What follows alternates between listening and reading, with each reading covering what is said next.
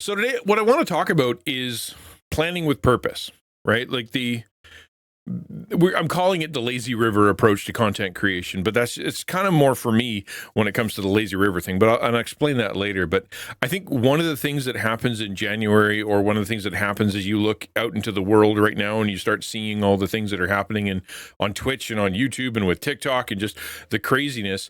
If you're a content creator, you're starting to ask yourself, okay, what does this mean to me? What am I supposed to change, and what am I supposed to do, and what are my goals?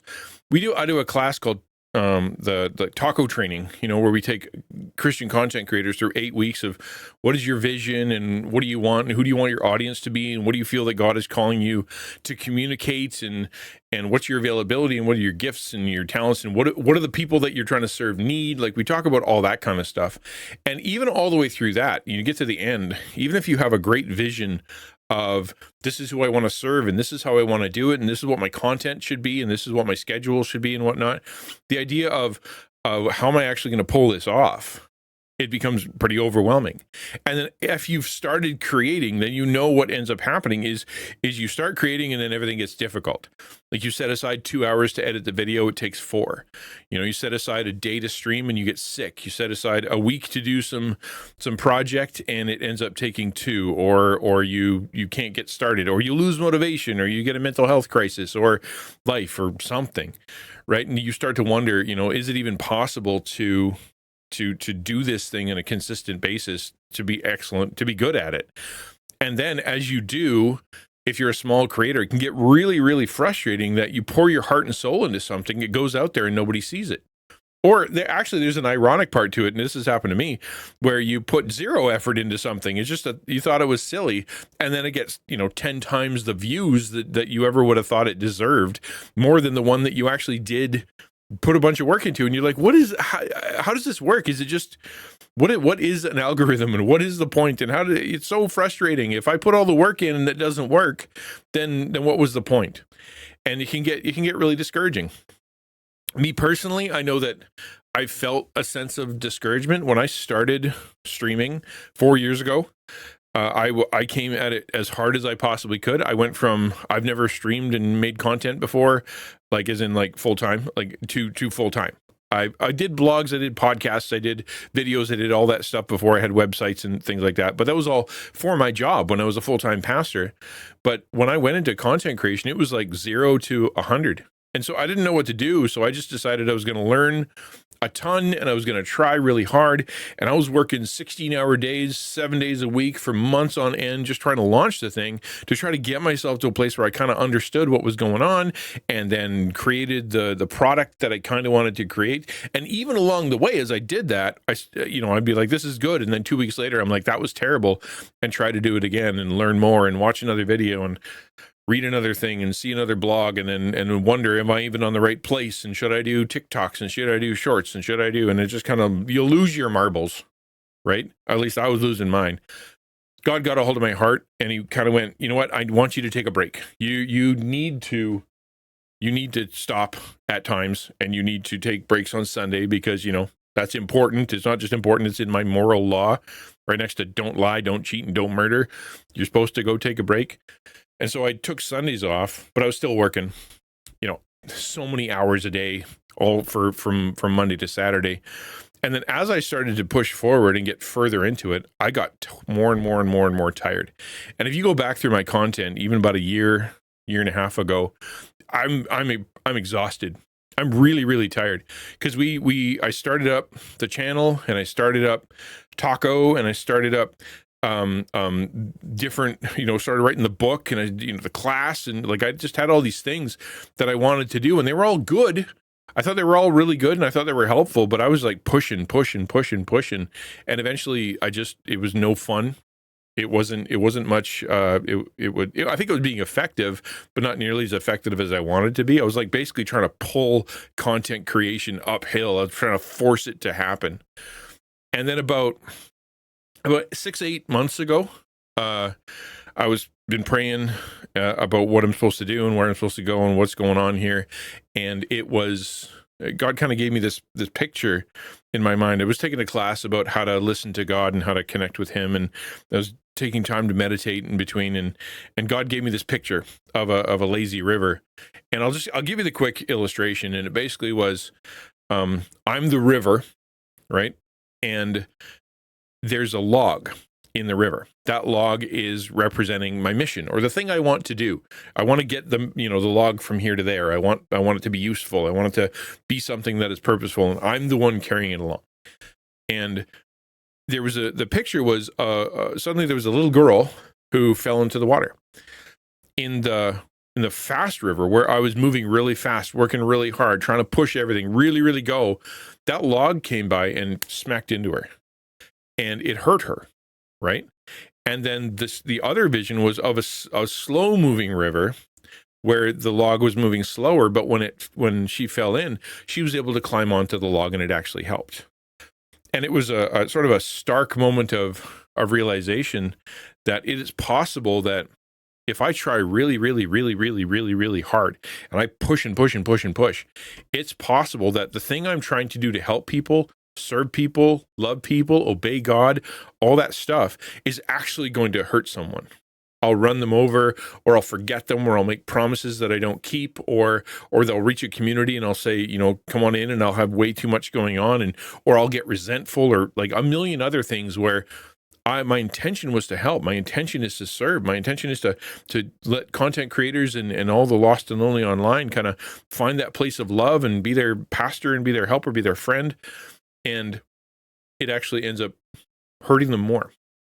And that was really convicting. And so I started pulling back, and I'm like, God, if you want me to be lazy river, I don't know what that looks like. I really don't know what that looks like. It's so counterintuitive to how I operate, because I'm all in until my body gives up. I'm all in until I get a mental health crisis. I'm all in until I lose my marbles. And then I try to recover and then, keep going. And it ends up, being not good for me, not good for my family, not good for anything. And behind the scenes, if you guys are looking, right, you guys are going to know that maybe the content isn't that great, or I look really tired all the time, and that's why. So I was thinking about, as I entered into 2025, I'm like, all right, so what am I supposed to do here? What are my goals? Well, at the very beginning, I think everybody's goal, if you're a streamer, and maybe not everybody, but I think it comes to mind, is that idea, I want to be a partner. Right? I want to be a partner. I want to be successful. I want to serve more people. I want Taco to grow. I want to reach 1,000 on YouTube kind of thing. I've got these ideas, but as soon as it pops into my mind, I get exhausted. I'm like, man, that's a lot of work. I don't know what to do. And so I make a plan. I've done this for years, make a plan, make a list, make a chart, get a calendar, put it all together, make it really colored, buy some felts and make sure it looks good, have all these things. And then you think it's good and you work really hard on it. And it turns out to be more overwhelming and more, less flexible and more guilt producing than anything else. And then, maybe I'll try another one, do another one. Well, today I'm doing something that I said that I would never do. And that is to tell, not that I would never do, but I've said is a bad idea. And that is telling people what you're going to do instead of telling people what you did.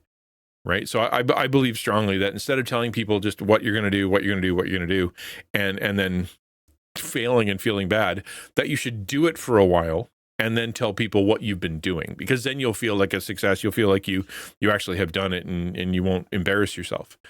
But what I'm going to do now is based on experience and based on life and based on all the things I've been through and based on hopefully a little bit of wisdom and conversation and some help from ChatGPT, to give a bit of an understanding of my process when it comes to planning, what I'm thinking about for 2025, why I'm thinking that way, and where I intend to go. This isn't just going to be me showing you my calendar.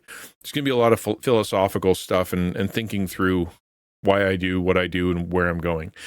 Maybe it doesn't work for you. Maybe it's not perfect for you, but maybe it'll get your conversation in your head moving so that maybe part of it will be helpful.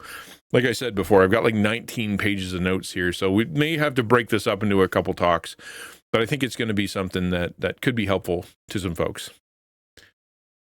Gamer Knight says, I read a devotional on rest the other day that mentioned how man's first full day was a day of rest. And that's where we started out.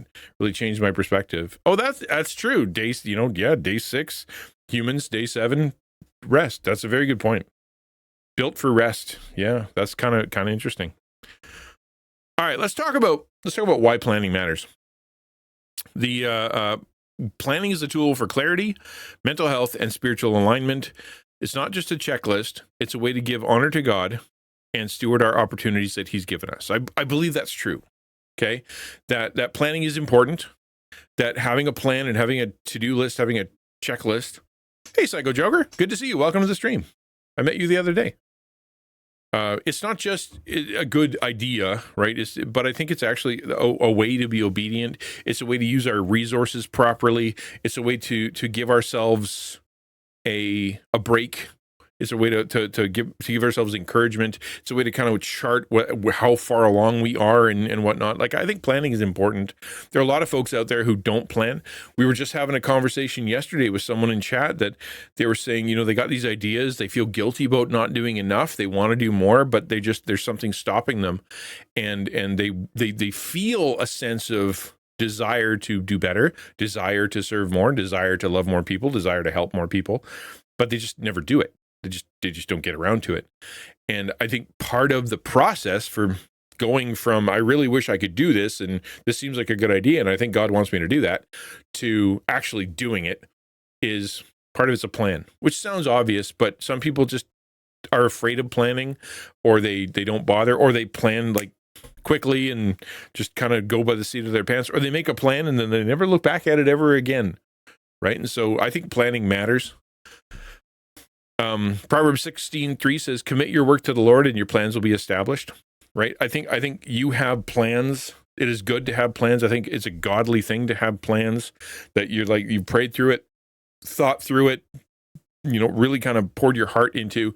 Why am I here? What are my gifts? What are my goals? What's my purpose? What are the good things that God has set out in advance for me to do?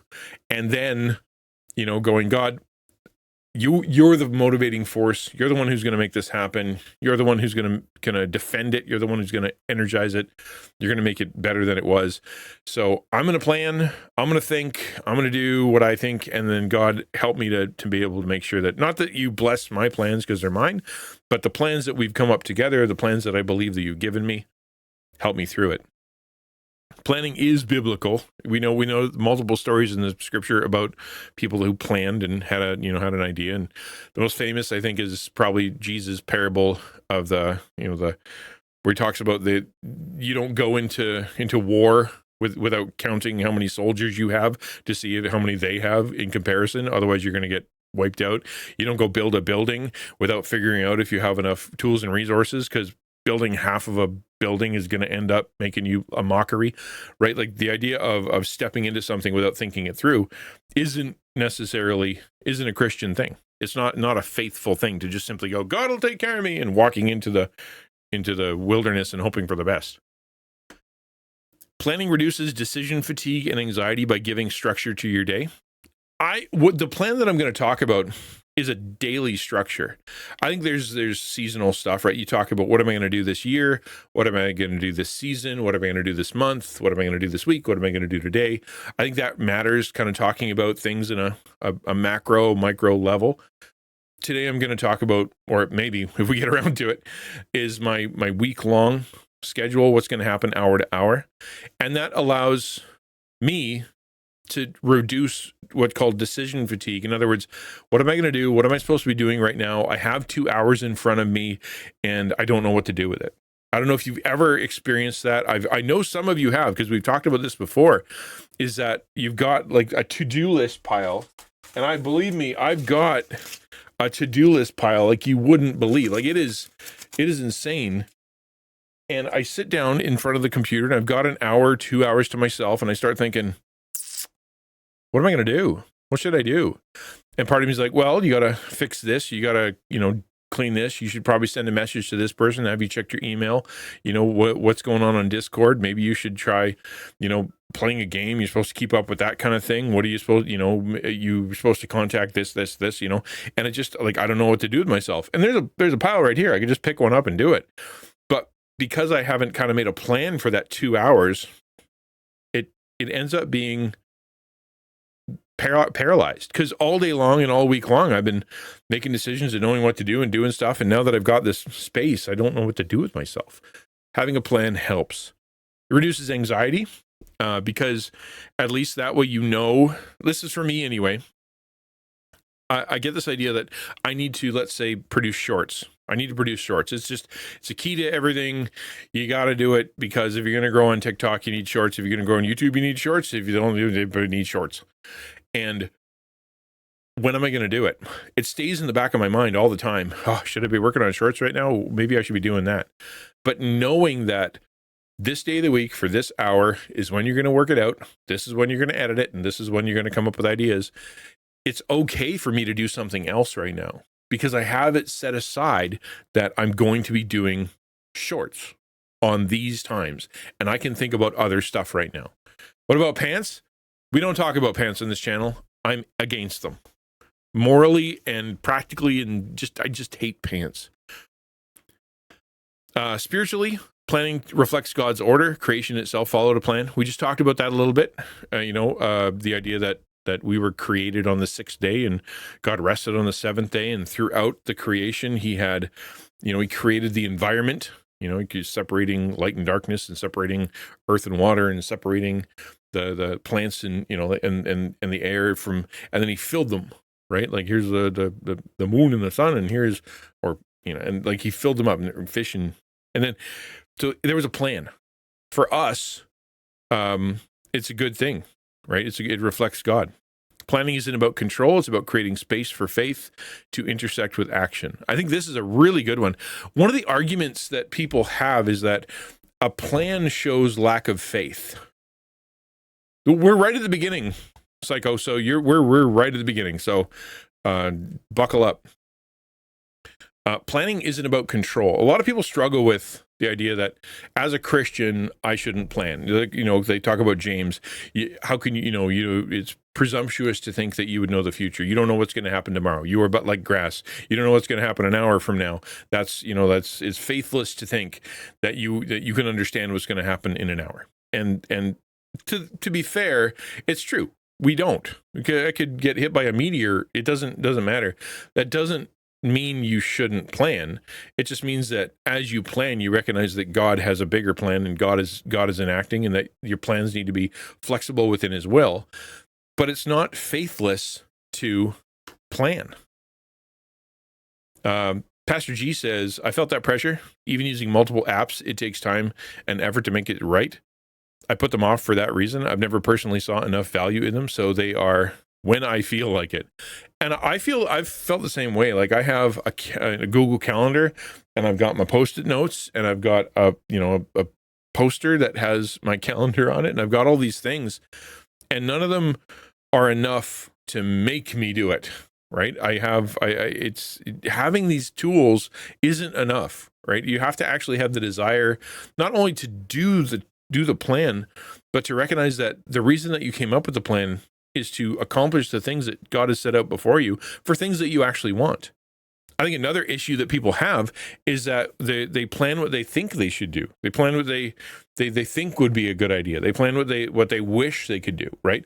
I'm going to read 3 hours a week. I'm going to work out, 2 hours a day. I'm going to make sure that I spend all my, I got all these things that I kind of want to do, and you put them into the plan, but you realize that you actually didn't want to do them, and they actually don't match up, and so they end up being more of a guilt trip than they do anything else.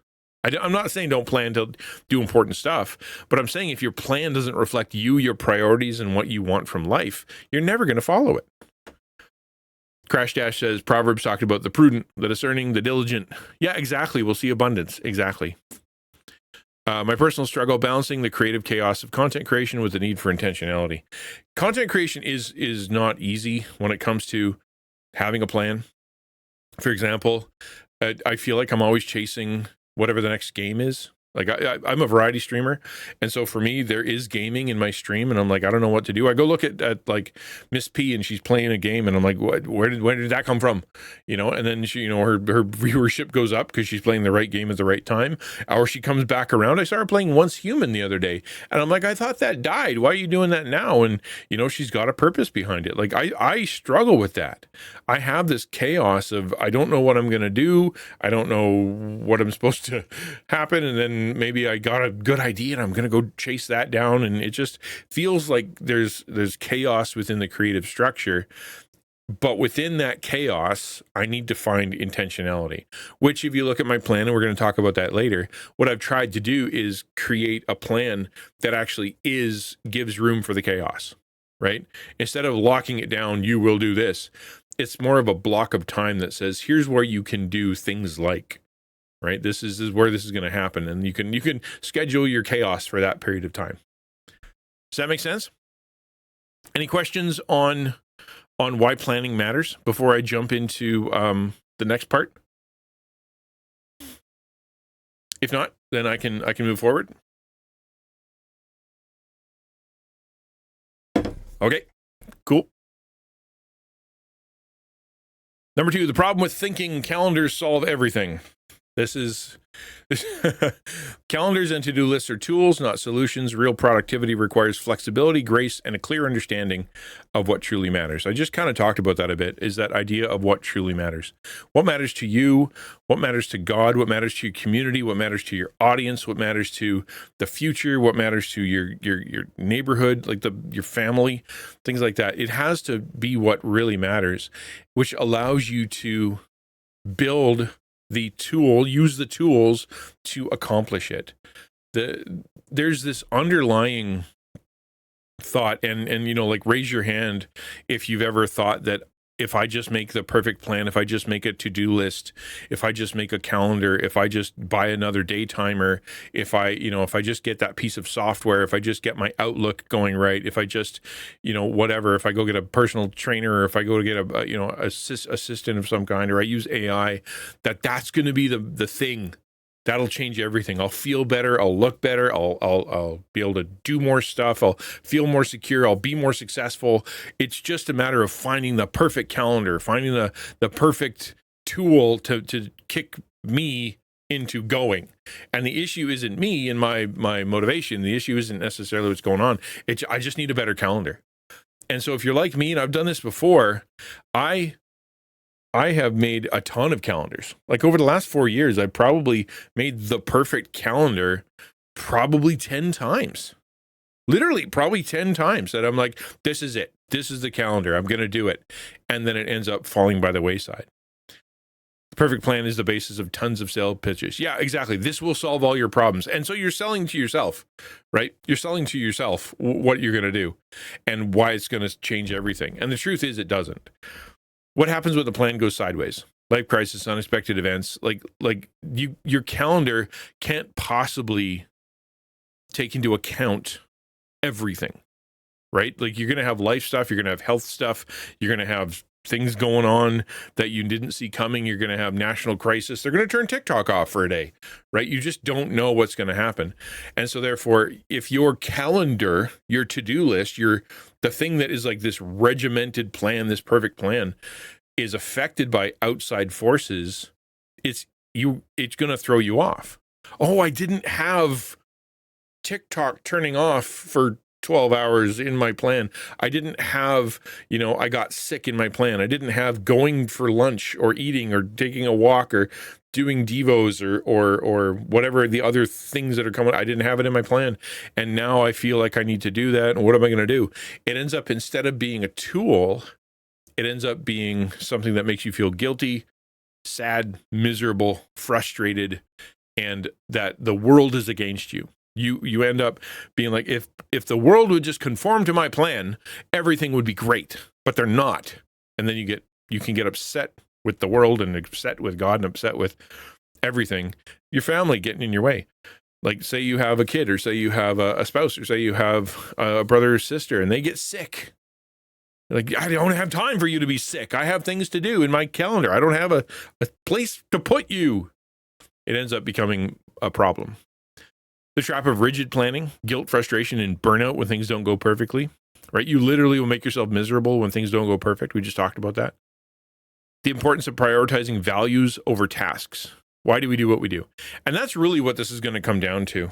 And we've talked about this a little bit, but instead of it being this locked off block of time where it's like, I will do this. This is exactly what's going to happen to my content in this moment. It is, what's the most important thing to you right now in your life? List your high level priorities, right? It's like I time with God, time with family, my personal health, making sure that I feel accomplished in the sense of taking care of my church or taking care of my community, and then making sure that I'm on doing the content, making content of some kind, and then like, what are your priorities? And then if your calendar reflects those priorities, it's a lot easier to do. Like, why are you doing that? Because if your calendar is simply the perfect plan for you to be able to grow big on YouTube, and you've forgotten, family, friends, church, faith, health, you're going to end up just making yourself miserable. And it's going to work against you, and you're not going to make good content anyway. Biblical perspective, God's plan's often different from ours. Crash Dash says God's plan will prevail. Isaiah 55, 8-9, like God's thoughts are higher than our thoughts. His ways are higher than our ways. He knows what he's doing. That's why this is all done in connection to him and listening to him and what his priorities are.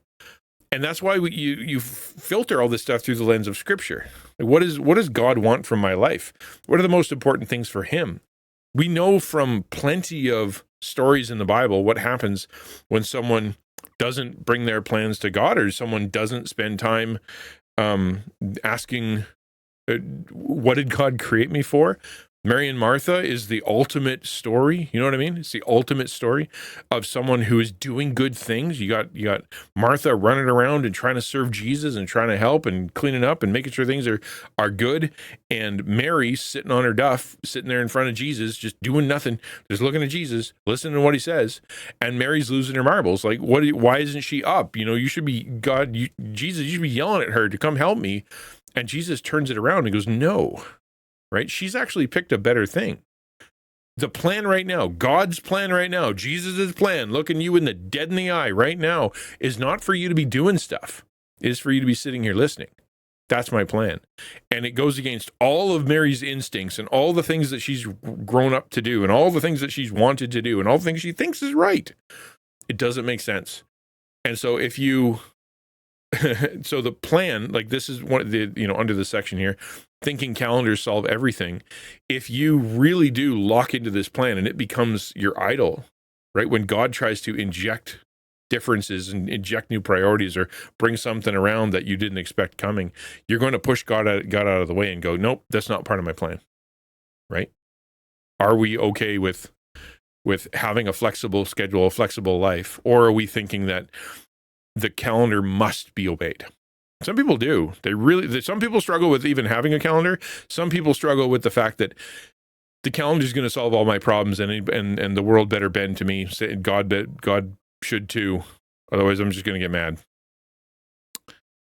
mad. Joker says, we just talked about that in Bible study on Saturday. Our first ministry is family, then church, then everything else. Right, yes. Concentric circles. Last personal example, times when sticking to a rigid plan hurt more than helped. I've had this many times, like I'm sure you have too, where it's I'm going to work for me, it was like 9 a.m. till 6 p.m.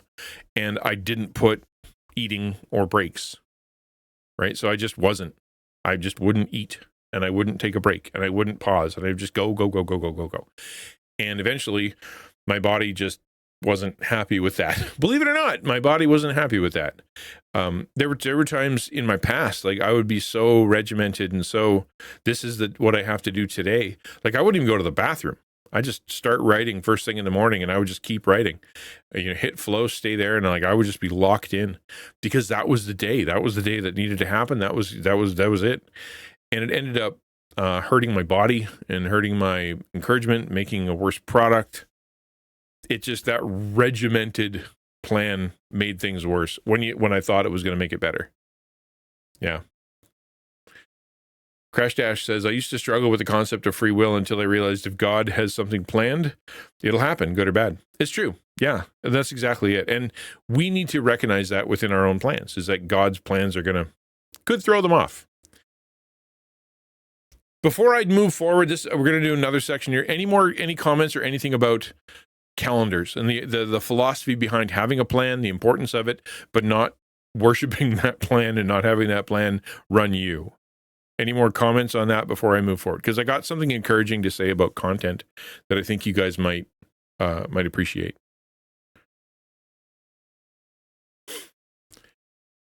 I'll give you a second. I'll take a drink.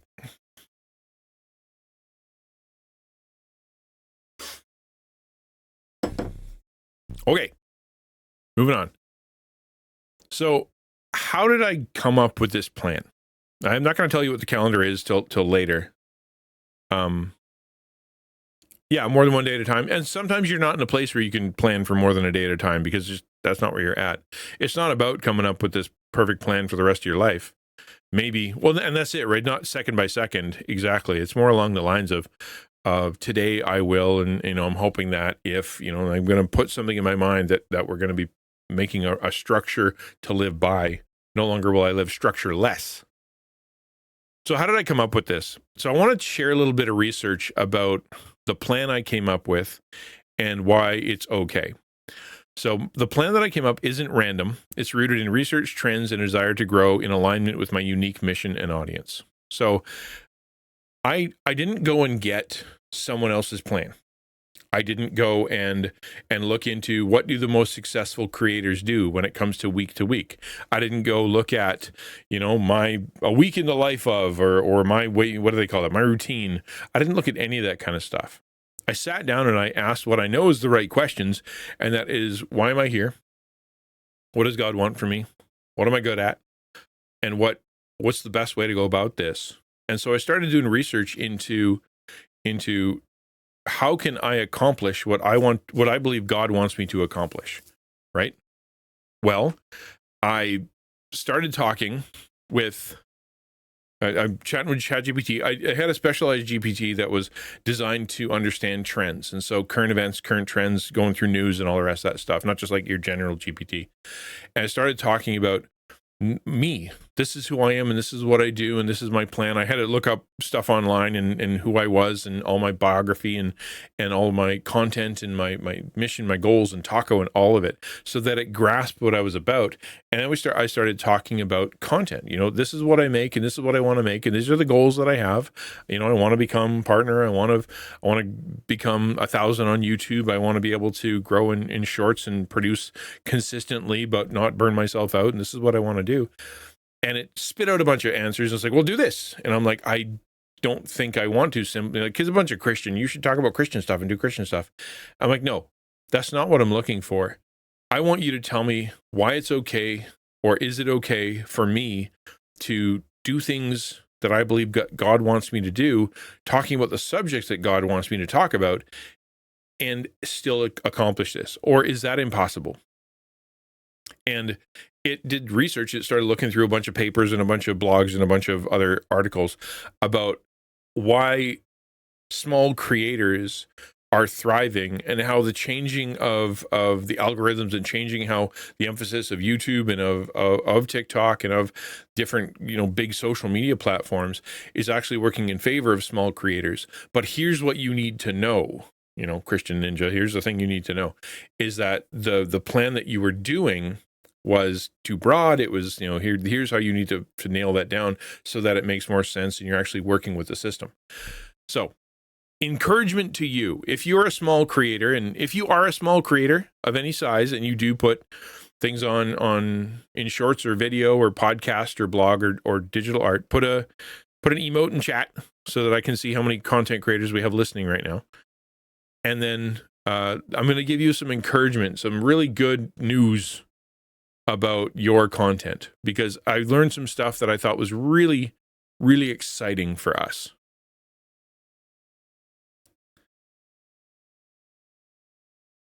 The engagement over followers. Okay, so here's a few things. Engagement over followers. Platforms like TikTok, YouTube Shorts, and Instagram Reels prioritize engagement over audience size. That's the first thing I want you to know about this new kind of world of content creation. Before, it was, like a lot of how can I get watch time? How can I, do the upfront thing? How can I make sure that, you do all the tricks and you do all these things like YouTube wants it to be 10 minutes or more. YouTube wants it to be 10 minutes or less. YouTube needs it to be, the first 15 minutes to be this, and the shorts need to have like all that tricks of the trade stuff, which some of it's true, some of it's helpful. But the truth is that what they want is engagement. It's not merely they want people to look at it, flip past it, think it's cool, flip past it, think it's cool, flip past it, watch the whole thing. What they want is for people, the audience of that creator, to be reacting, to be liking, to be sharing, to be commenting, to be sending perfect thumbnails, exactly, those kind of things, which is not necessary or not as necessary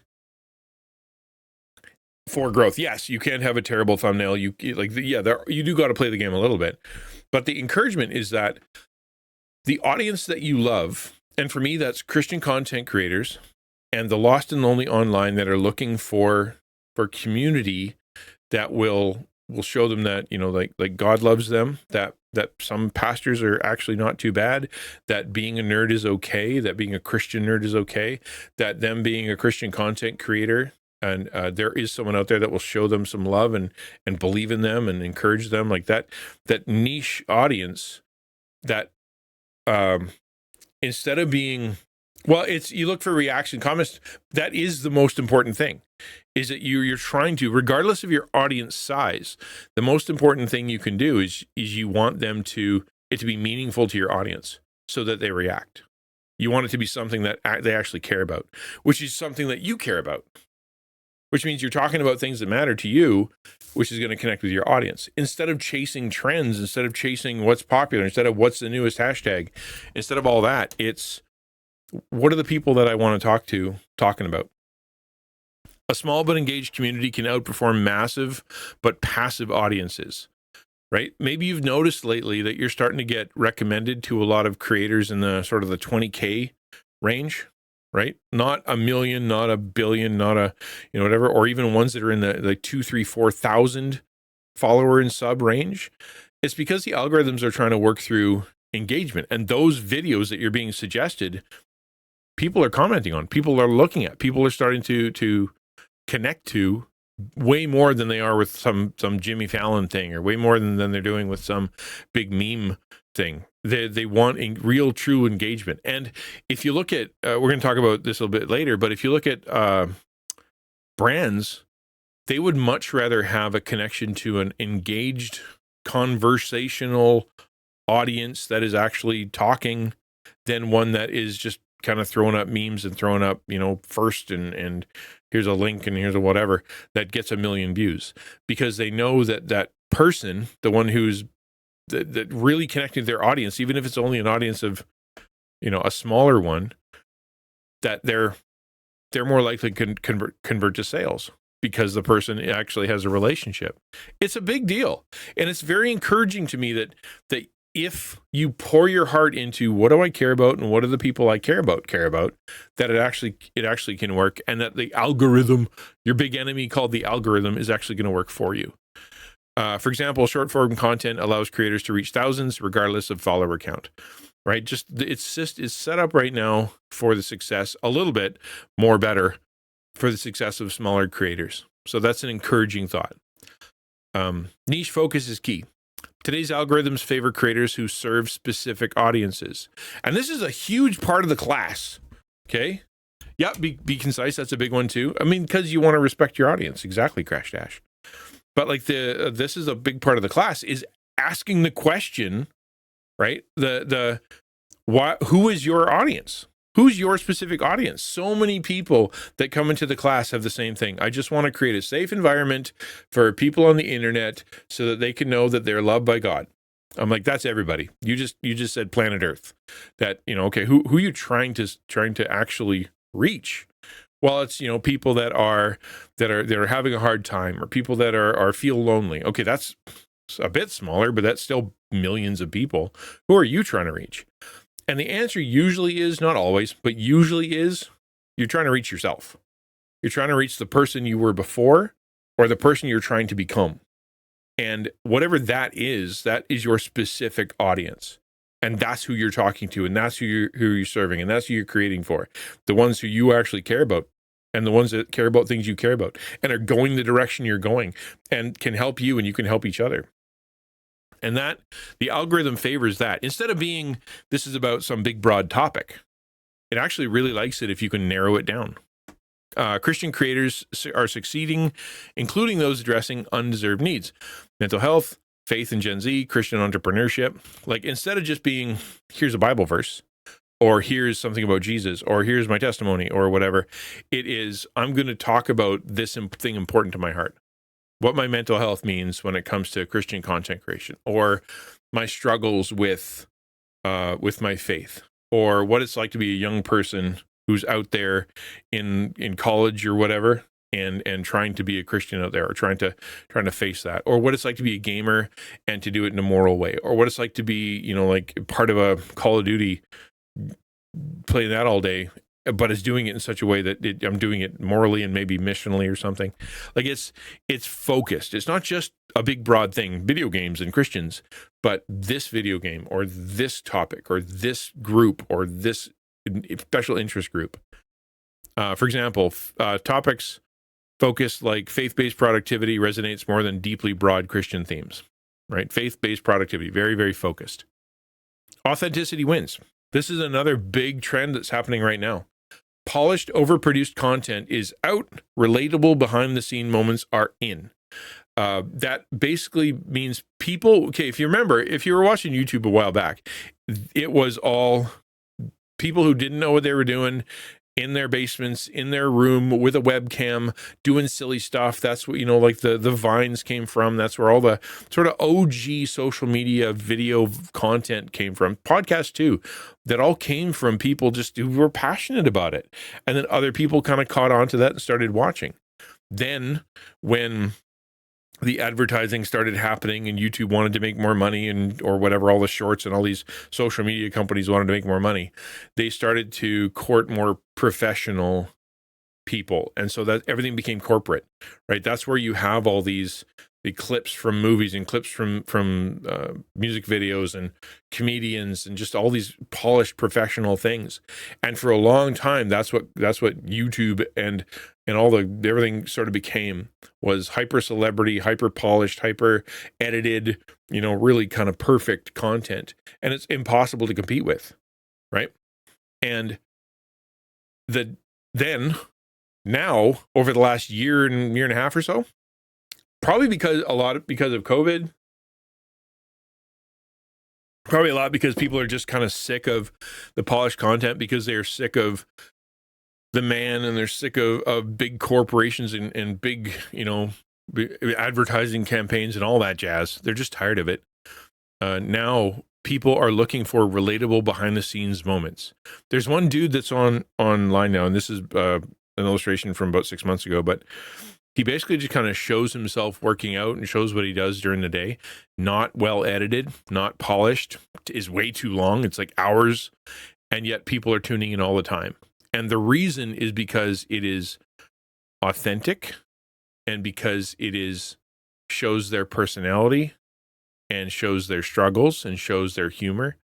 It's not just about the content or the editing or the polish. It has to do with the personal. That's a huge win for you if you're a small creator, because that allows you to say, okay, well, I don't have to be perfect. I just have to be me, which I know you've been told 1,000 times. But this is kind of permission from the algorithm, permission from the bigwigs, permission from the zeitgeist, the culture, to be able to say, we prefer it if you were a little less polished, a little more you, right? A little less fake. Which is why I think probably a lot of you Christian content creators who are trying to go viral, trying to make content, are struggling and not growing. It's because as soon as they look at you, they see someone who's trying to fit a formula, or to create something and polished, and trying to do it as edited and try as good as possible, and facing it into the camera. And this is what, you want to say a thing and be inspirational. I'm going to try to figure out an inspirational thing. Instead, just kind of sharing your heart and sharing who you are and sharing what's going on the first take. right? On the just kind of where your heart's at. And maybe if it's miserable, take another one, but you know what I mean? Like, it's not about that perfection. And if you're trying to seek that, you're actually repelling the audience that you're trying to create. Alexa says, I posted a 2-hour video on YouTube. The average view is 22 minutes for 2.7 thousand views. Feel so blessed and happy people can enjoy and appreciate like me. Yeah, that's great. What's the video about, Alexa? Like, what's the actual content? No, I wasn't talking to you. Shut up. Chrono said, I've tried scripted content and I just can't do it. I have to do more off the cuff recordings. I feel, super restricted. I think, like I said, it's a great example of what we're talking about today. And that is having a plan, having a calendar, having a list, having a thing, being able to have kind of a set out idea. But within that plan, have some flexibility, have some openness, recognize that you got space for God, space for family, space for self, space for creativity, space for weird stuff to happen. I think in the same way, sort of on a smaller scale, similar to that for your whatever content you're making, whether it be shorts or YouTube or otherwise, just kind of going, I got a plan. I'm a big believer in having a plan. I knew what I was going to do today on stream. I knew kind of where I was going with everything. But I didn't know what I was going to say, and I didn't know when it was going to end. And I was just kind of going off the cuff, because what I'm trying to be is authentic within a plan. And I think that's what we're going for. You can call me Elias if you want. Yeah, I do. I have it in here, and it's throwing me off. Joker says, I kind of gave up on chasing views and stuff, but the way Donnie has hyped your classes, can't wait until you hold the next session. It's coming up. We're going to be having probably, I would think, in February. Things are calming down a little bit, so maybe we're going to be able to do February. But the hope is that, it's coming soon. Yeah. Quick note, I can't read half the stuff. I know. I'm sorry. I'm my bad. I'm trying my best to create, but it's really hard to do in shorts when you're working with rectangles. Okay, so share personal stories, struggles, and humor. People follow creators, not content. That's been true forever. That the people follow creators, not content. Yes, if you are bored and doom scrolling, you are looking for, like the latest clip from Family Guy, or some kind of marble falling down the stairs, or someone doing some goofy dance, or a comedian. Yeah, a lot of people, if you're doom scrolling or you're bored scrolling or whatever. But when it comes to engaging content, actually people who you're going to pause and kind of go, hey, I want to learn more. I want to figure out what's going on there because it touched my heart. They're going to follow you, not merely what you're saying and what you're doing. They're going to go, oh, I recognize that person as being like me. I recognize that person as being authentic, or they have something to say that I want to hear, or they have an opinion that I oppose, or opinion that I don't understand, or something they're teaching me, or something, like that. They're going to follow you. And then your content doesn't have to be laser focused. For a long time, those old YouTubers, they all did the same thing.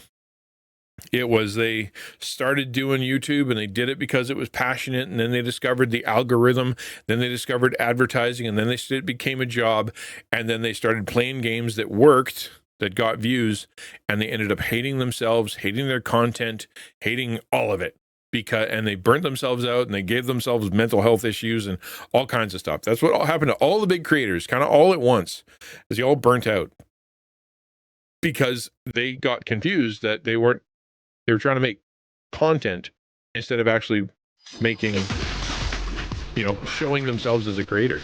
That people thought they were following them for being a creator. Thank you very much. Appreciate the Prime. Very kind of you. Very, very kind of you. Right? Like, they were like, well, the content gets me attention. Well, they're not following you for the content. They're following you for you. That's why they can watch you play, the Happy Wheels for 300 episodes in a row. Because of you, not because of Happy Wheels. Example, instead of perfect morning routine, show the messy real version that includes prayer and coffee, like, or includes whatever, right? It's just like, here's what instead of the morning routine that looks all cool, just kind of go like, here, this is what I do. The authentic, the raw nature of it actually is, according to the research, is going to do you better in the long run. Any comments on that? Why did I share that? Why did I do a whole section on methodology?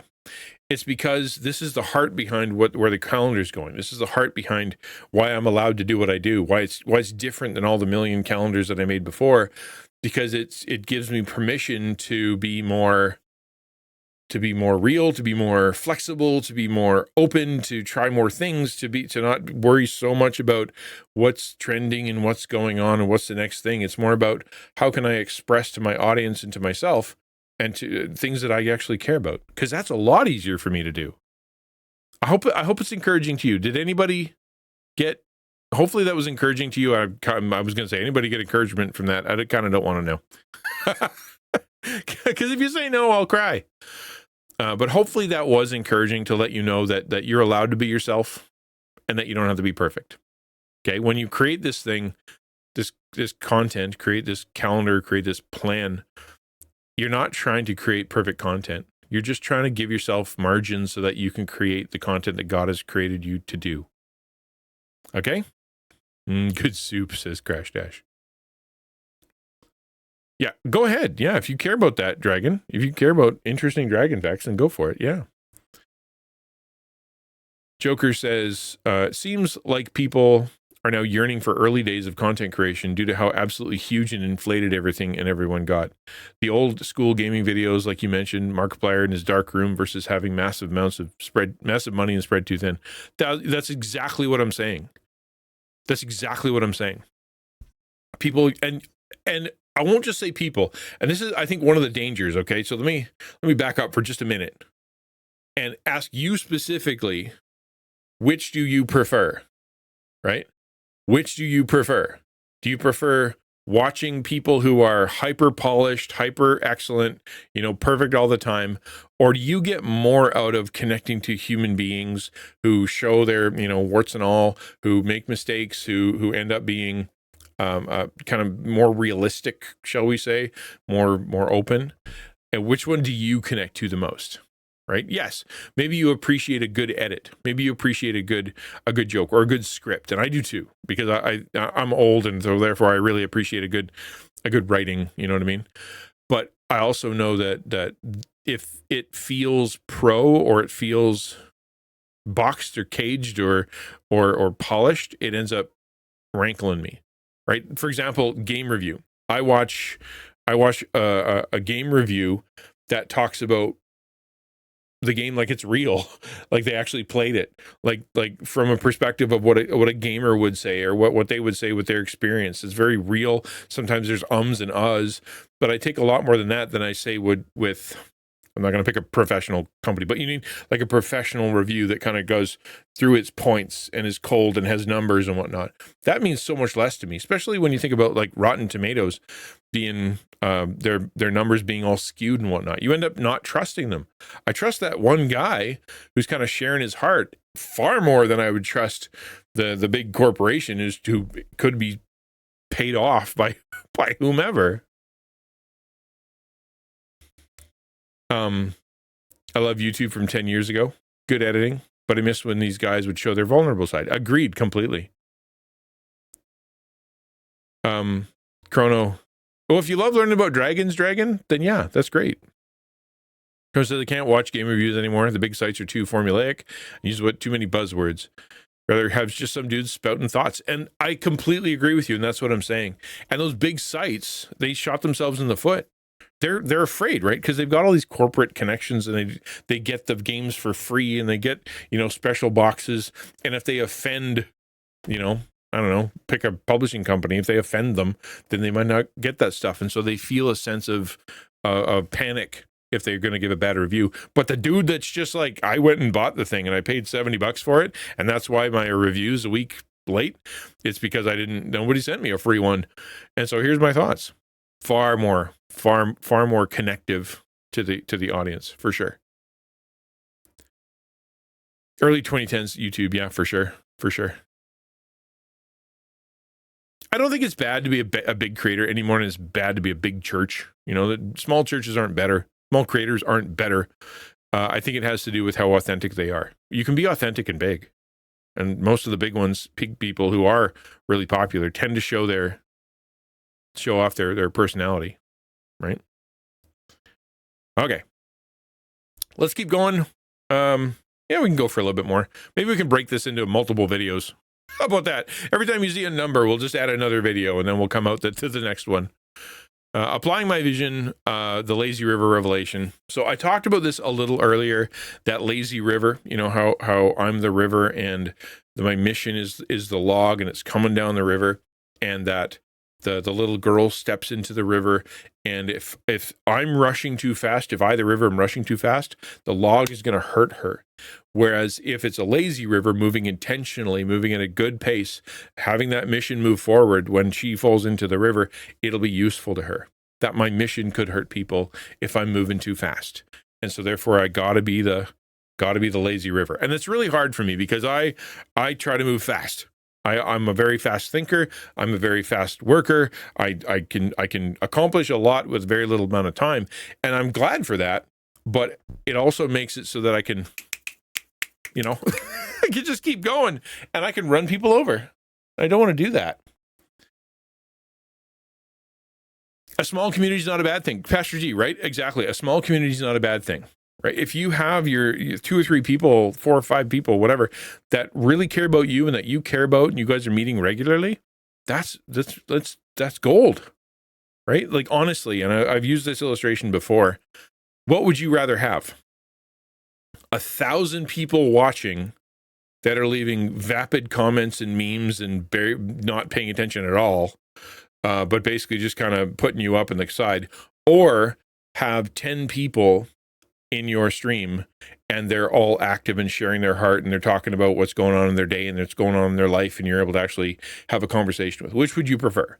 The 1,000 that aren't paying attention or just kind of doing whatever, or the 10 that are actually engaging with your heart, engaging with your interest that you can share your faith with and share your you know, of course you want that one. Every Christian creator is going to go, well, I want the one that is meaningful and changing people's lives and connecting to folks. Then don't go pursuing the 1,000. Pursue the authentic one. Hey, gleeful sheep. I'm trying my best. Jones says, even Thor's success was only recent. He'd been streaming for 7 years. Yeah, and he just, because, yeah, everything kind of coalesced all at once. Exactly. The 10, 100%. Yeah, exactly. Okay, so the lazy river, why it's a big deal. I've kind of told you the story a little bit, which means that I have to be careful and make myself remember that slow, steady growth is what is my mission.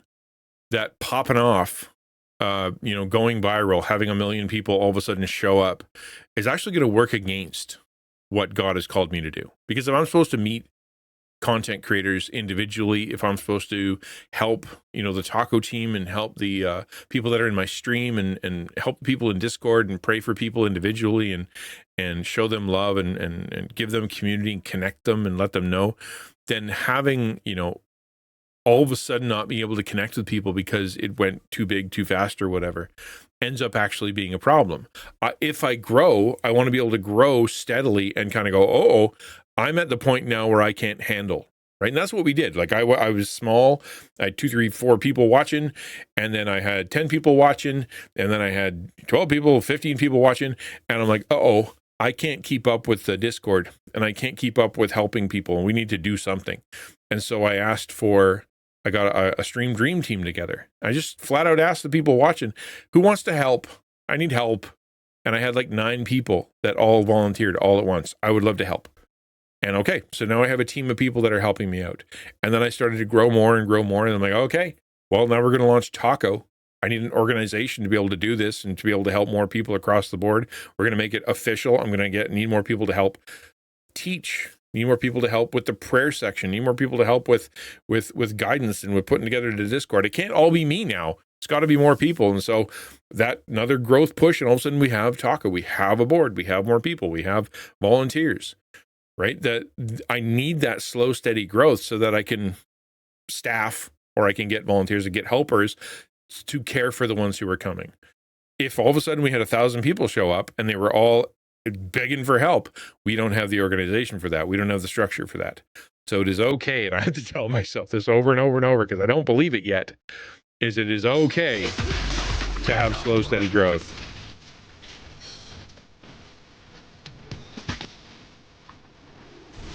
I appreciate that, Sheep. Thanks for coming. And thank you very much, G, for the sub. That's very kind of you. So my goal isn't to go viral or work myself into the ground, which I did for the first 16 months. It's to create safe, welcoming, sustainable space for growth. That's what we want. That's what Taco wants to be. That's what I want my channel to be. That's what I want my content to be, is safe, welcoming, sustainable. That way it's growing. And that's going to happen slowly, right? I would love to be partner by December. That'd be great. But that sounds like light speed. But I've also been working at it for 4 years. So it's not really light speed. God's timing. Trusting his plan over my need for speed. And am I okay with that, right? Am I okay if God's plan for me is to not be big, is to not grow quickly? If he has another thing for me, if his plan is, hey, I got you started, I wanted you to encourage a bunch of people, create an organization, and then quit and go do something else. Am I okay with that? Right? It's, I got to trust God's plan over my need for speed, and that God's growth pattern is better. Like, you look how Jesus grew, right? Like he's just 12 guys, and 3 of them that actually paid attention. And then we go, okay, let's go with that. And that's who he chose. And that's okay. That is okay. Let's talk about goals. Before I jump into goals, does anybody have anything they want to talk about when it comes to that lazy river, that the pace is okay, that being slow is okay, that being intentional is better, that going viral isn't what we're looking for? Say that out loud, man. Say that out loud. I don't need to go viral. I don't need to go viral. I don't need to go viral. And Crash Dash is like Pokemon has an authentic heart. I think that's what Twitch, the best thing about Twitch is that if you're on here and you're able to show yourself and you're able to do it consistently, yeah, you're going to do well. But yeah, like, just, he kept with the 12 and he kept leaving the crowds. Exactly right. Kept running away from crowds. I don't need to go viral. I don't need to go viral. I don't need to go viral. Keep saying it. It's okay. Number 5, smart but flexible goals for 2025. Okay, I'm going to tell you my goals now. And the reason is not only so I can embarrass myself if I don't accomplish them, because that's part of it. I want to put pressure on myself to do it. But I also want to kind of show you why I'm thinking through with all that we just said. With everything I just said about the importance of having a plan, the importance of having a flexibility in that plan and understanding God's place in it, and the importance of not worshiping the plan, and the importance of knowing that being slow and being intentional and being niche is exactly perfectly fine and it will work. With all that in mind, here's some goals, okay? Yeah, slow and steady, exactly. And I remind myself I wouldn't be able to handle it, right? I wouldn't be able to handle it. If I had a raid of 1,000 people right now, let's say I did, I wouldn't be able to keep up with chat. One of my favorite things in the world is chatting with you guys, talking to people in chat. I wouldn't be able to keep up with it. It'd be gone. That would be gone. What do I do? How do I deal with that? I haven't processed that. I haven't thought that through yet. And so therefore it would be bad if that happened. I would love it for a minute, but it would also kind of be bad. And so is it okay if it goes slow? Yeah, that's the idea. I don't need to go viral, especially with any of the actual real viruses. Yeah. Yes, SMART is an acronym. Okay, let's get into that. Goals give direction, but they must be flexible enough to adapt to God's plan and life's uncertainties, okay?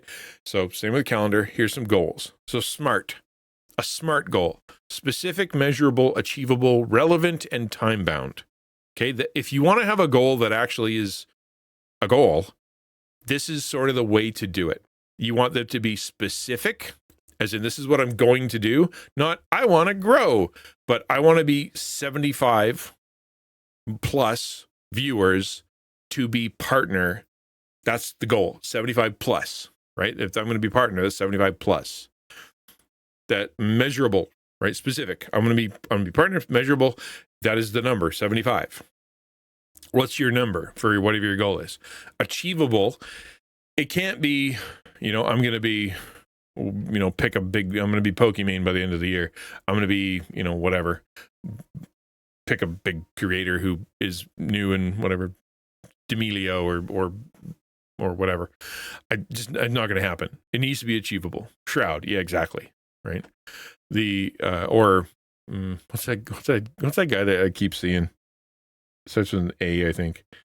He was fighting with Elon recently. So silly. Anyway, that's not achievable. So it should be achievable. A little bit out of reach, but achievable. You know what I mean? What do they call it? A BHAG. BHAGs are okay. Big, hairy, audacious goal. That's not a bad thing. That big, hairy, audacious goal is the idea that it just seems insane that this could happen. I think that's a good thing to have in the back of your mind. But what are the steps to get there? And if this year, if it's possible, like achievable, I think it's potential. I have 11 months to figure out how to do that. It's possible if I'm consistent. Relevant. It has to be something that you actually care about and that actually is going to move you forward, right? So why have a goal if it's not going to actually be relevant to what you want to do? And then time bound. When are you going to do it by? So a lot of people have goals, but they're inspecific. Like, I want to be healthier. They're not measurable. I want to lose weight. They're not achievable. I'm going to look like a supermodel. They want to be, they're irrelevant, right? It's why do you want to be jacked, like insanely jacked, to be able to lift 500 pounds? Like why? You work at an office? Like, and they're not time bound. At some point, that's not going to help. None of that's going to help. You need to have, the goals need to be smart. Does that make sense? Hopefully that makes sense. So here's my goals. And I hope that they make sense, and I hope you understand these are mine. They're not yours. They don't have to be yours. But here's mine. So my personal goals. I've broken these out into different kinds of goals. So my personal goals is spiritual renewal. I want to dedicate 30 minutes daily to personal devotions, prayer, journaling to deepen my relationship with God. Right now, I'm chasing devos, like it happens, and then I sleep too long or whatever, and then I got to come find it and find time and squish it in. I want to dedicate 30 minutes of daily time. I even know what time is going to happen. Like, I want it to be from 9 to 9:30 or 9:30 to 10, one of the two, for journaling and prayer and devos. Just lock it in. Why? Because ministry flows from my connection to Christ. This foundation strengthens your mental health, creativity, and leadership, right? Everything comes from that. Everything comes from those devoted moments where I'm spending time listening to God before I do everything else. Number 2, physical health. Goal, develop a sustainable routine that prioritizes health, walking 3 times per week, healthier meal choices. I agree that's not very specific. Like, in my mind, I want to get down to 200 pounds, right? So I'm going to write that down, 200 pounds. I want to walk at least 3 times per week, and work that up, and then find healthier meal choices, whatever that means. Because right now, between finances and busy and stress and all that stuff, the food around here isn't much, right? It's just, a lot of it's quick and a lot of it's, rice. So therefore I've got, that's the goal. Citizen, I'm tired. Definitely could use some. Let's go. Well, yeah, rogue or prayer. Let's go with that. How about some coffee? How tall are you? I am 5'10" and 3/4, and you have to say that. I'm not 5'11", but I'm also not 5'10". Okay, I'm 5'10" and 3/4. Improving my physical well-being aligns with stewardship and helps me manage stress and ministry and everything else. Right? I should be healthier, and it is. That's all achievable. It's very achievable.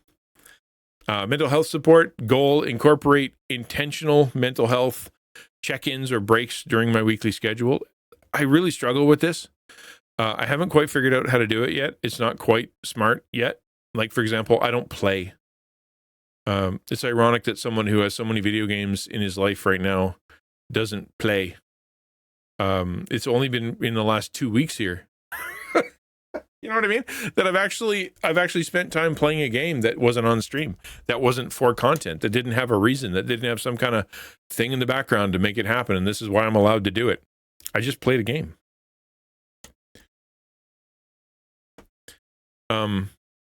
Those are my personal goals. You know, my brain, my body, and my soul. Heart, soul, mind, and body. 2025 content goals. So here's what I want to do with content.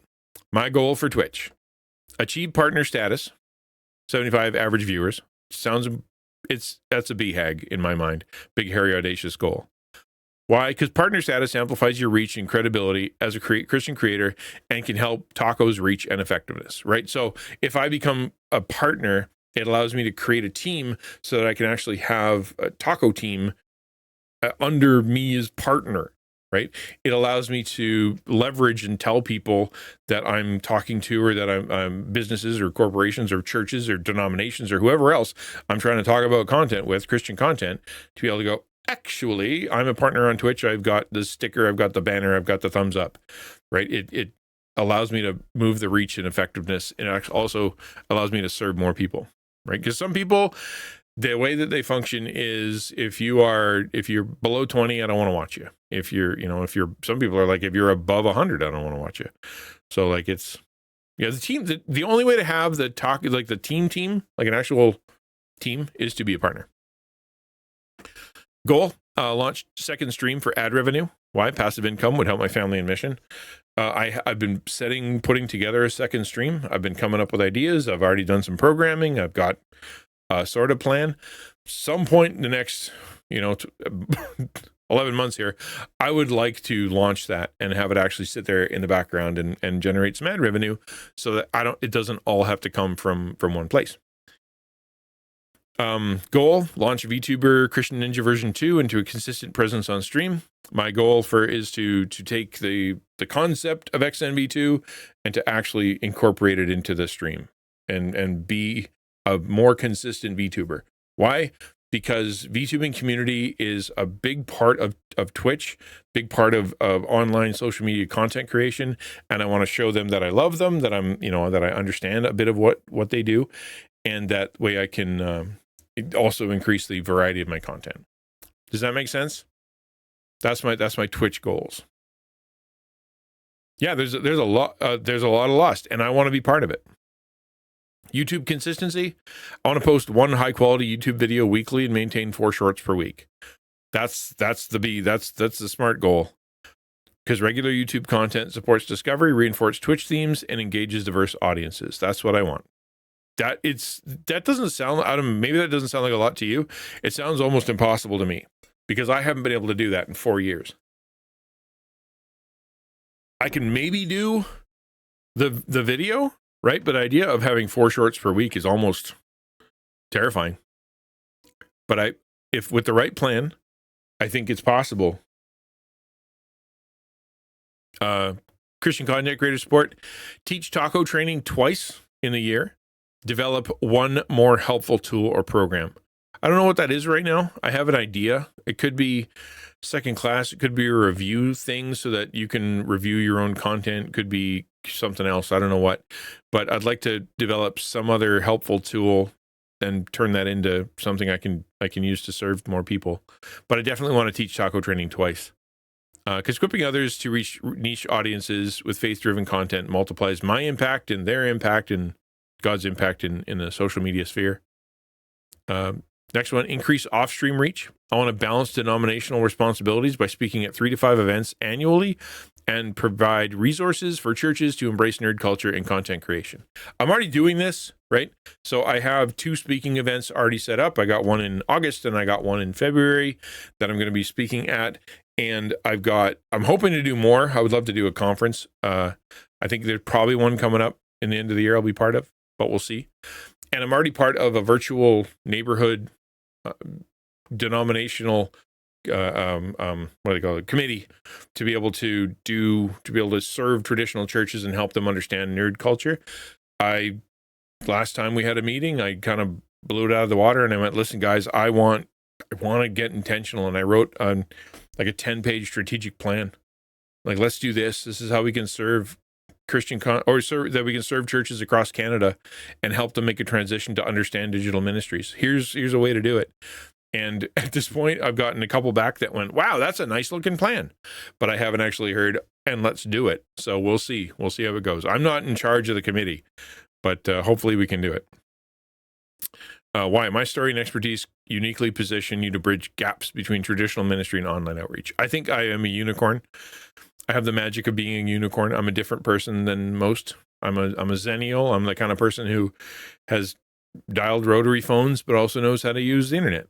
So I think God has given me a unique place to be able to do that. And I want to make sure that I do it to bridge for your sake and for Christian content creators' sake too, right? I want you to be able to go, you know what? Christian Ninja is doing it and his denomination is helping and he's got a bunch of people that are doing it. So trust me, I'm doing the same thing as he is. And so that way it's easier for you to broach the subject as opposed to it being, yeah, it's all new and nobody's doing it. I want to be at least one of the people you can look at and kind of go, yeah, they're doing it. It's working and is sanctioned by an official denomination and churches. Yeah, they're great. Okay, my fears about planning. Maybe this will resonate with you, maybe it won't, but I wanted to share with you just kind of the list of things that I'm freaking out about on the inside after saying all this stuff. So I've said, planning matters and calendars matter, and I'm going to do my best to make it flexible, and I think it's possible, and I know that God wants me to be intentional, and here are my goals, but all that has me freaking out. And I think hopefully that's a little bit relatable to you guys in that you can create these plans, you can come up with these good ideas, and right before you enact them, or maybe even as you're doing them, all of a sudden you're like, should I even do this? What if it doesn't work? Right? So I'm going to take you through my fears of what's stressing me out, even as I'm making this plan. So let's kind of go through it. Planning brings both hope and anxiety. Naming my fears helps me address them with faith and a support system. So this is partially because then you guys can help me, but also because I think it's going to be relatable for you guys. And I think it's real. It's one thing to make the list of things I want to do, things I think is going to be awesome, things that I'm going to change and how God's going to use me. It is another thing to write, and here's all the ways that freaks me out. But it's just as real, right? If not more so, that throwing these things out there and actually kind of going, I want to grow with God and I want to serve people can be scary.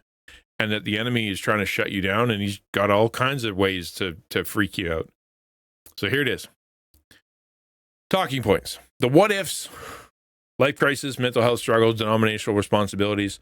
Like, what if the world comes to an end and I can't? Like, there's sickness, illness, car explodes, computer melts, don't have any money. Canada gets bought by the United States and I become the 51st state. Now I don't have health care. Like, apparently that could happen, right? That's scary. Like the things I can't control in life. I can't control what the government does or what the, other people do or what Twitch does or what my family does. I can't control accidents or what the world does. It's scary out there. That freaks me out. Platform uncertainty. What happens if Twitch just changes or is gone? Hi, Paytona. Every day, I see another article that says that Twitch is losing money, Twitch is losing advertisers, Twitch is losing people. Like just today, Twitch had the lowest January in however many years, and people aren't watching it anymore. Or like TikTok, just up and disappears.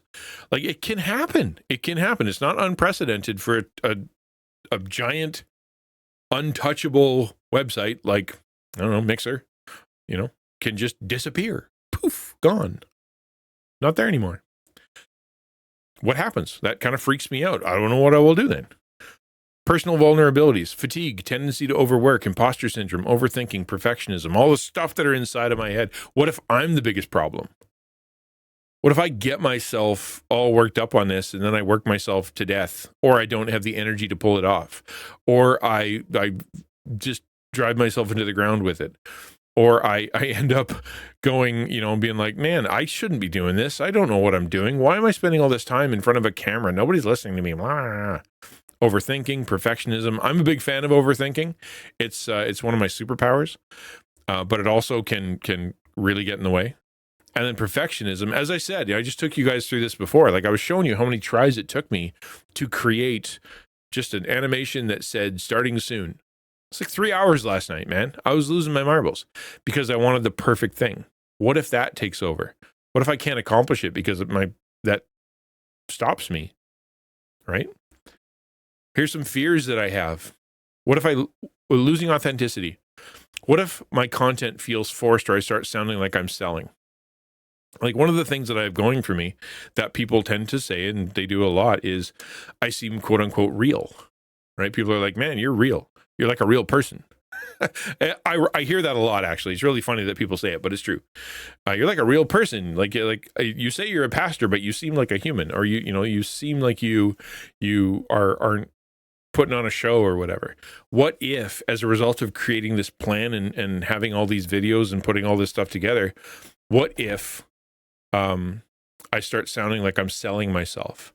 Or what if I'm sitting here talking about, Dragon Roast Coffee, which I love and I think it's great, and I'm so happy that I'm partnering with them and all that stuff. What if people start thinking I'm a shill? What if I lose my ability to preach the gospel and build community because people think I'm just trying to sell them stuff? That's terrifying to me, right? It will be. I can put it up on my blog, !web, if you want to see my blog. Number 2, failing to meet expectations. What if I don't meet these goals? What does that mean for me as a professional creator? Right? If I teach content creator class and I call myself a professional content creator and I say that I've got, decades of practice at being an organizational leader, and all this stuff goes, what does that say about me? What does that say about my goals? What is God saying about me? What does that say about other people saying? What are people going to think? Like, what if I actually don't pull it off? That's scary, right? Burnout. I've hit burnout twice in my life, and it was no bueno. I did not like it. What if this plan pushes me towards it again, right? What if I just kind of, without paying attention, suddenly start running this plan and it's actually working, and I get more and more and more and more tired to the place where I start resenting content. I start resenting content creators. I start resenting having to get on stream, resenting all that, because it happened. Happened to the pulpit, happened in the church, happened all kinds of things. When you're burnt out, you don't like anything. What if that happens again? Being overwhelmed by the unforeseen. What if something unexpected happens again and throws everything off track? Or what if something comes out of nowhere and just wrecks my whole plan? I like it. I want it to but what happens? Misaligning with God's will. What if everything here doesn't line up with what God wants? What if this is just me? What if this is just me? And I'm just talking out of my butt, and it had nothing to do with what God wants, and I've just been making it up the whole time, right? What if God's like, no, right? Like that's so scary that somehow I'm running forward and making a plan that just isn't in God's will. Okay, bye. Can you hang on to that question, Sheep, until the end? I'd love to answer that, but let me keep going on here. Losing it all. What if something happens and I can't be a digital pastor anymore? What does that mean for my future? What does that mean for me? What does that mean for my relationship with God? What if it's just gone, right? Altogether gone. It's terrifying, right? Like I can absolutely see me say this Twitch thing doesn't happen, or I don't, I can't pay my bills anymore, or whatever, and I have to quit. If I'm not a pastor in a traditional church and that's not where God wants me, and I'm not doing this anymore because it's not where I can handle, what am I going to do? All of my resume is religious. Everything all the training I have, all the experience I have is it's like, who's going to hire me? And what if I end up just being like a Walmart greeter? Go from this to a Walmart greeter. Like, I don't know if I have not that there's anything wrong with being that, but that's terrifying. It's just so scary to me that all of a sudden it could all be gone because, well, that's it, right? Like, yeah, I could go get a job, but I don't know if I can psychologically take going from, believing that God has called me into a very specific ministry that I'm supposed to be doing to not doing that anymore and not being allowed. It's so scary. More fear. I'm already maxed. What if this is the best I can actually expect? No matter how hard I try, I'll never get past this number or this reach. What if no matter what the plan is, no matter how good the plan is, no matter how much I pray and how much help I get, this is the best I can expect. This is the top. And it can't go any farther because I'm at the max of my ability. I'm at the max of my creativity. I'm at the max of my everything. This is it.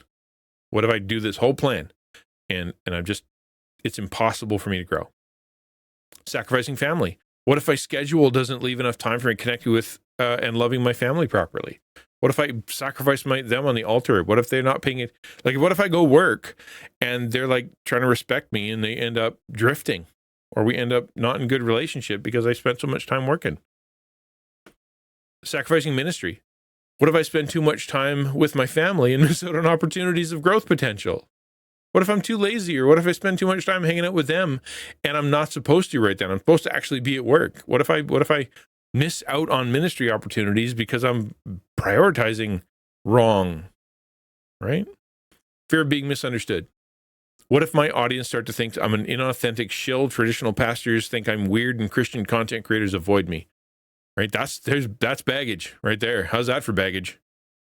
Just the audience takes off on me. Traditional pastors won't talk to me anymore, and Christian content creators never speak to me again because of whatever reason. What if all the things that I'm trying to become and all the push that I'm trying to do and all the help that I'm trying to be ends up being misunderstood, and now I'm alone, right? Just thinking I was doing the right thing, and now nobody wants to be anywhere near me because of how hard I was trying. That's scary. Maybe you don't have that fear. Maybe that one's only for me. But all that calendar and all the planning and all these things that I think is important, there's a lot. There's a lot of fear behind that.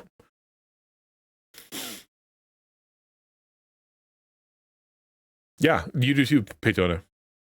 Ukulele says, what God has called us to do is follow him. Anything else we have to hold loosely. Agreed. And then how can my community and taco support me when I feel stuck and overwhelmed? It's a great example, and I don't have an answer to that. I don't know what I can do to how much I should lean on taco team, taco board, taco community to be able to help me, because my job is to serve them, and everybody has their own deal. I'm supposed to be doing this full time. I get paid to do it. Some people donate to me to do it. How can I be asking for help from people that are already helping me?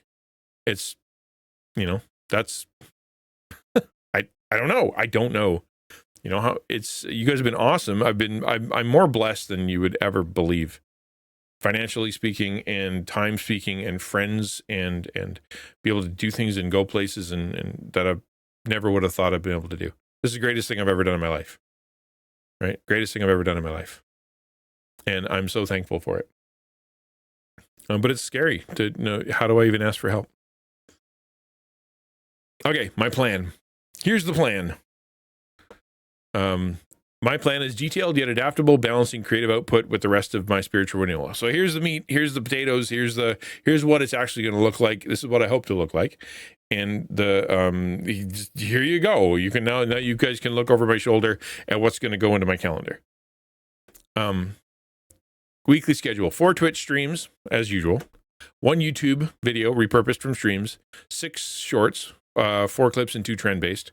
Well, actually, that's supposed to be 4 shorts, not 6. 4 and then 2. Let's not get crazy here. And then a blog post, at least 1 blog post a week. So that's the plan for content, okay? Not everything else, just the content. So on Monday, the priorities for Monday to Thursday: prep the Twitch streams, make sure I do the stream, create and post 1 short daily or at least every other day kind of thing, post Twitch clips, highlights, and social media engagement. So from 9 to 10:30, YouTube and Twitch prep, right? Actually take time to prepare. I do that anyway, so that's nothing new. I always take time to plan whatever the theme is of the day, or try to, and then try to, but I have to add kind of figuring out within that plan which part's going to be YouTube, right? How am I going to be able to repurpose that YouTube stuff purposefully? Take an actual break. This was hard to write in there. To walk away from my desk for a half an hour during the morning. I can't even process that thought because I never do it. It's go, 4 o'clock and I want to die. And this is crazy to me. 11 to 12, do some short form video creation. So while I'm in the creative process, getting ready for stream and things are kind of happening in my brain, just kind of sit down and plan a short, plan what I'm going to do. Maybe I can do something in stream or something I can just kind of sit there and think about what I'm going to do as far as a short goes. And if I can throw out during that hour before, because I'm now in content creator mode, right? Be able to kind of throw out one short. I just kind of go, here, I'm going to talk, blah, and do a thing. I've tried that for 4 years. I have set up over there a tripod with my phone multiple times and never actually went behind it. I've designed this thing here, right? The whole shorts area. I don't see it unless you're looking at shorts, but that to be able to kind of make that easier on me. But actually pulling it off and doing it is something I've never been able to do. But it is possible. Give myself an hour and record a 15-second thing. Shouldn't be that terrible, especially with help, right? 12 to 4, stream. Obviously I'm going to stream. And these are all kind of notes for me. Start with a hook, have a theme, engage chat, that kind of stuff. That's all for me to be more specific. I don't need to share that too much with you. Take a break afterwards, stop streaming, go eat, go do something. And then from 4:30 to 6, post-stream content creation. Do the Twitch clips if there are any. Go to Opus Pro and figure out how I can get some moments from there. Post to social media.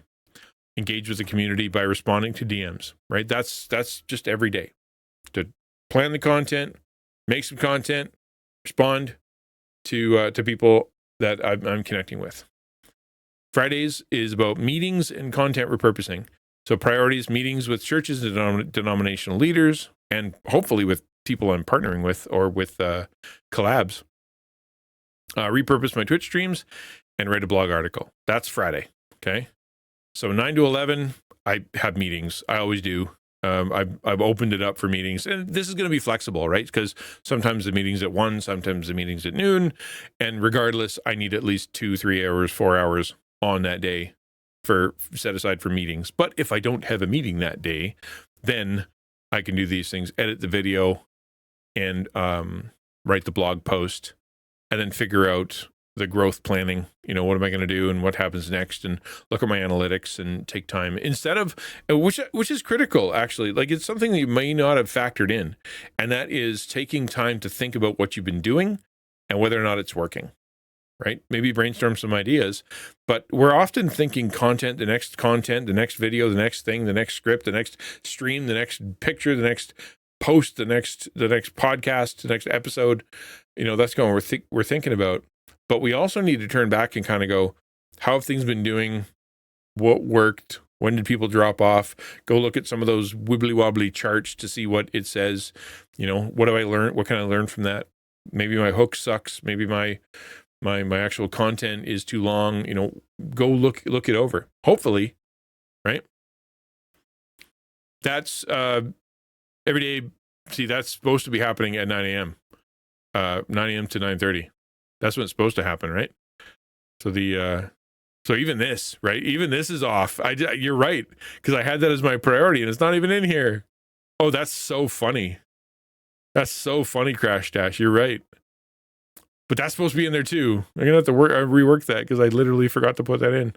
That's so funny and terrible.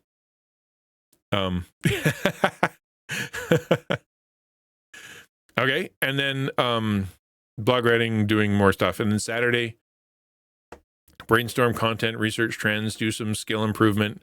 Instead of being all about content, right? This can be on Saturdays when I'm going to teach a class. That's usually when I teach my class.